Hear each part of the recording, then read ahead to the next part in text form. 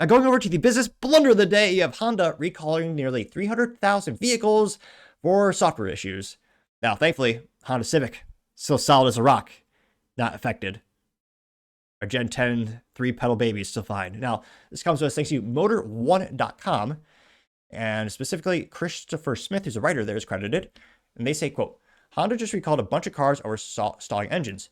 The recall affects nearly 300,000 Honda Pilots, Acura TLXs, and MDXs with V6 engines, which, looks okay for styling, though.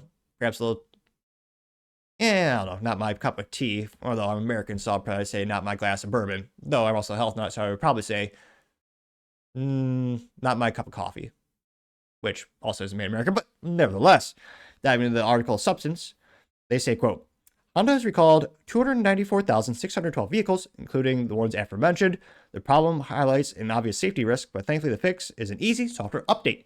Still, with well over 250,000 vehicles affected, this is one of the largest automaker recalls so far in 2025, which, is the first, but you bet your bottom dollar, it won't be the last. You can see the Acura, obviously the luxury brand of Honda, which, in comparison, looks awesome. Now, they say, quote, the issues relegated to the V6 engines in the 2022 to 2025 Acura MDX Type S, the 2021 to 2025 TLX Type S, uninspiring name, and the 2023 to 2025 Honda Pilot, which at least is a name. According to the recall documents, the National Highway Traffic Safety Administration, a software glitch in the computer for the fuel system could lead to a, quote, sudden change in the throttle opening that could either reduce the power or stall the engine altogether. It is worth noting that the recall mentions no mention of engine speed suddenly going up. So at least there hasn't been too many of those scary issues thus far. They note that a more detailed explanation points the finger at Denso, which, if you ever pop the hood of a Japanese automobile, seems to be about half the parts in Toyotas as well as Hondas. Now, Denso, I would say is pretty much the Japanese equivalent to Bosch, which is the world's largest subcontractor manufacturer for vehicle components, them being headquartered in Germany. Now, they say that Denso, the supplier of the problematic computer, apparently the settings on the, quote, correction control logic of the airflow rate and fuel ejection volumes were improper, according to recall documents. The takeaway is that in some circumstances, this could trigger a certain type of failure that can stall the engine. Now, thankfully, they say a simple software update can fix the problem. The company will notify affected owners beginning March 17th, or just tune into the show since we're usually about a month or two ahead of these recalls. Now, they also note this isn't something, this pretty inconvenient for owners because this is not an over-the-wire fix. Now, they note that this is not something that can be fixed over-the-wire update. It does require a visit to an authorized Honda or Acura dealership. Now, looks like they already got warranty claims adding up. The problem was first noticed in early December 2023. A little late to the table with this recall, Honda. But Honda already had through telematics data. Well, at least they figured it out. In April 2024, Denso advised Honda there could be a software issue. Then on January 9th, Honda determined that the engine could stall. A week later after that, the company issued the recall. Now, thankfully, silver lining the situation. I don't know if it's a pun mildly intended, but here's a silver SUV on the screen. Nevertheless, they note that the automaker is not aware of any injuries or crashes, but there are 674 warranty claims related to the problem. Now, again, it's good for the silver lining of the consumer is that this won't cost them a dime in terms of, it's a recall, so it has to get fixed as a manufacturer. Bad news is for, the consumer and the dealerships. Well, the dealerships, they get paid a discount rate for warranty work. So, the guys turning wrenches aren't happy. They can be upselling the customer on other maintenance or other, accessories or installs there. So they're losing out on money in that regard. And also, depending on how quickly you can flash this or how quickly you update the software, maybe it's like a Microsoft update that takes 30 seconds, or maybe it takes 30 minutes, like sometimes the laptop tends to need.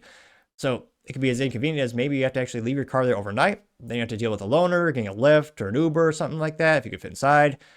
And it just is not a great experience. But again, the number one thing Honda has going for it, they're supposed to be reliable. It's the reason I chose my 2008. And again, I love my Honda Civic Si. Only comes with a stick shift like all fun cars should have. I chose that over the Ford Focus ST, even though the Ford was less expensive. It had more torque, more horsepower, and more, to be frank, a little bit more fun driving it. Though it could not fit my rifle case, so a little fail. An American company, come on, Ford, call yourself American. They're less.